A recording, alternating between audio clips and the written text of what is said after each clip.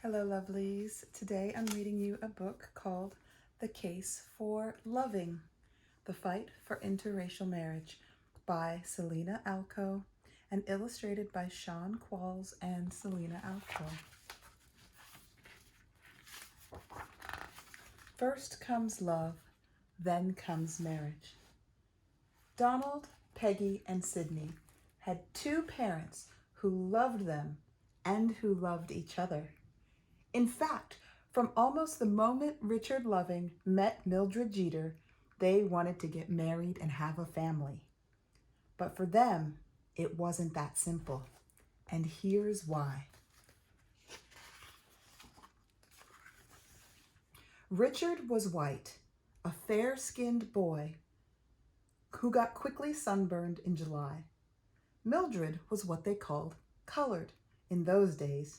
Her skin, a creamy caramel. In 1958, they lived in the small town of Central Point, Virginia, where people, every shade from the color of chamomile tea to summer midnight, made their homes.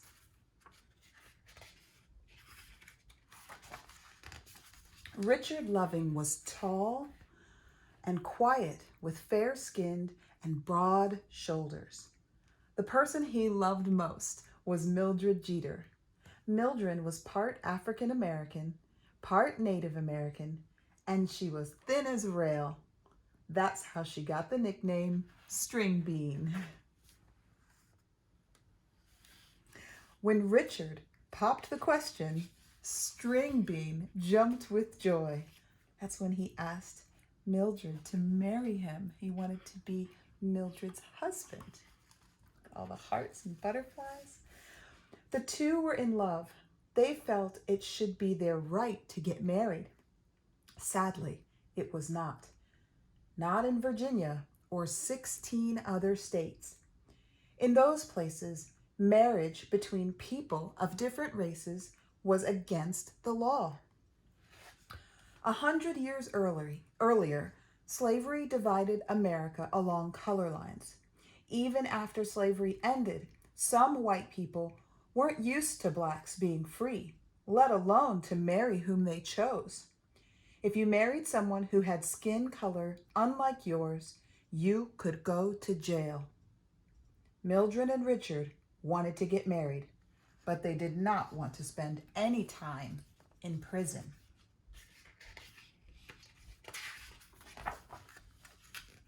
Although they couldn't have a legal marriage in Virginia, they could right next door in Washington, D.C. So they invited a few friends and family to witness their wedding across state lines. At the ceremony, nobody objected when Richard said, "I do," and Mildred said, "I do too." The Lovings were officially pronounced husband and wife. The blushing bride and her groom smiled all the way from D.C. back to their house in Virginia. They couldn't wait to start a family. But soon something terrible happened in the middle of the night. They were awoken from their sleep. It was the police. An officer shouted at Richard, "What are you doing with that woman?" Richard proudly pointed to their marriage certificate hanging on the wall. "That's no good here," the policeman boomed. Uh-oh. Let's see what happens.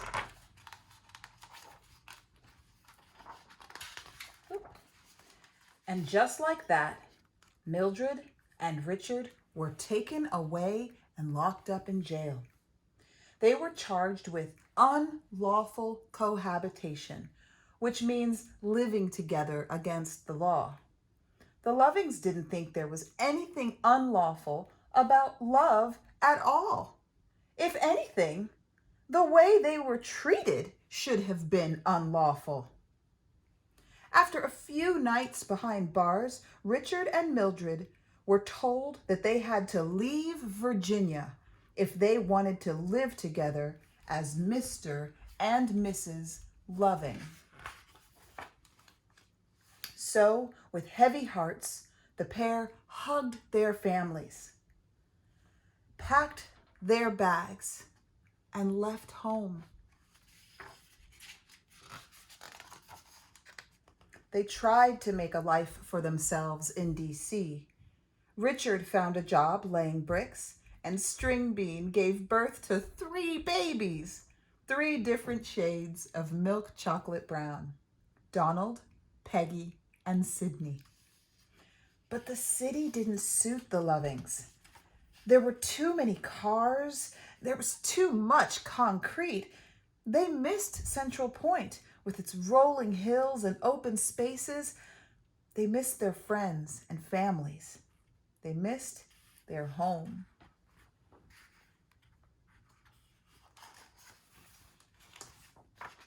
They wanted to return to Virginia for good, so they hired lawyers to help fight for what was right. By now, it was 1966, and the times were a-changin'.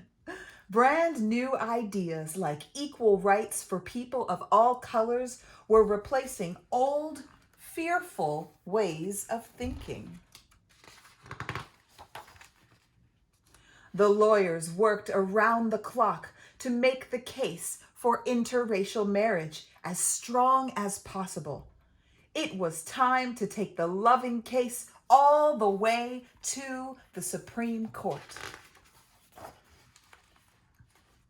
On June 12, 1967, when the case of Loving versus Virginia began, Richard and Mildred stayed home with Donald, Peggy, and Sydney. They were all nervous and afraid that they would not win. The state argued that in order to preserve the purity of the white race, blacks and whites must remain separate. Then it was the Loving's lawyers' turn to present their case. They said it was unconstitutional to make marriage a crime because of race. And they read a message from Richard himself. "Tell the court I love my wife, and it just is unfair that I can't live with her in Virginia."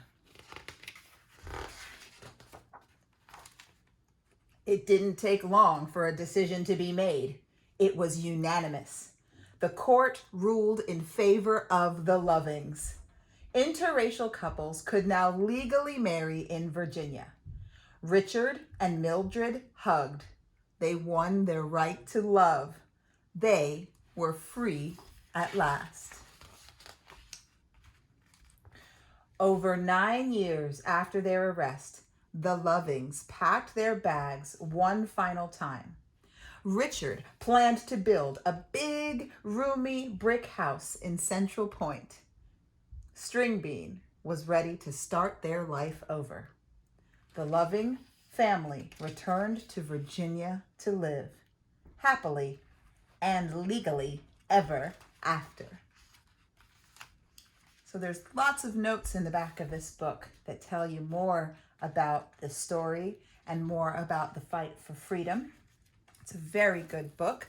I like it partially because I live in Virginia and my babies were all born in Virginia. I have 3 babies just like Mildred, and it's a very important message because, again, people should be able to love.